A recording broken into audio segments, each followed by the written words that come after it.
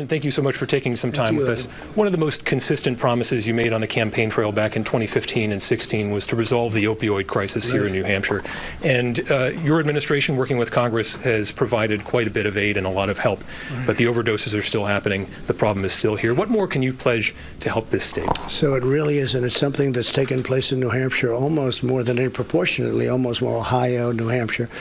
We have really worked hard on the opioid, as you know. Tremendous lawsuits going in against the pharmaceutical companies, and we have it down 16-17%, which is tremendous. That doesn't satisfy anything, but we have it down. The other thing we're trying to do is a non-addictive painkiller, and we're working very hard on that with everybody. The order's out. Get a painkiller that's not so addictive. You know, people go to the hospital, they take like 4 days of opioids, and all of a sudden they're addicted. So we're working on that, but we're down 17%. As of this moment. In fact, the First Lady is chairing a committee. She's done an incredible job. She really feels very strongly about it. And then you have the other drug problem in New Hampshire, which are other kinds of drugs.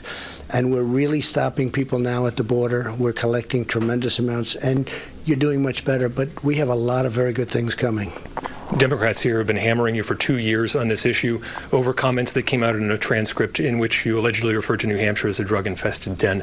Do you feel you owe the people of New Hampshire who might be offended by that an apology? No, because this is what they tell me. I mean, they say, we're drug-infested, sir. We're drug-infested. I don't mean that as a knock. I mean, it's a fact. Take a look at what happens. I mean, it's so many people.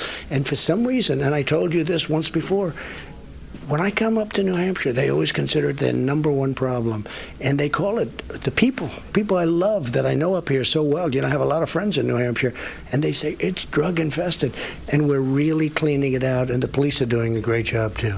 Healthcare, obviously a big topic, and it involves the opioid crisis as well. A lot of the Democratic candidates running for president want to expand Medicare either a little or quite a bit.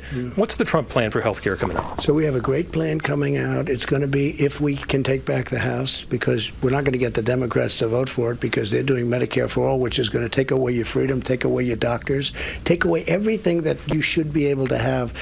And most importantly, it's going to take away, we have 180 million people right now that have private insurance, and they love it. And all of that's going to be taken away. It's absolute craziness. On top of everything else, they're looking at 80, 90, 95% tax because there's no way they can afford it. But people don't want to go to a hospital to go to a doctor. They don't want to go. They want to have their own doctor, #1. And we went through this with Obamacare, which we got rid of the individual mandate, by the way, which is very important. But we have a great health care plan. If we get the House, we hold the Senate, we keep the presidency, we're going to have great health care, much better than Obamacare at much less cost. Governor Chris Sununu recently vetoed a series of gun bills, among them expanded background checks. You said recently that you're in favor of meaningful background checks. Can you be more specific? Does it include perhaps closing the gun show loophole or involving mental health records? So we're looking at it right now. We're dealing with a lot of Republicans, very strong conservative Republicans, and we're coming up with a plan if we can. Remember this, we have a lot of background checks already. People don't realize that. So within the Constitution, within all of the rights, and we also have to remember one other thing. We have to remember that you have a mental illness problem. That's a tremendous problem.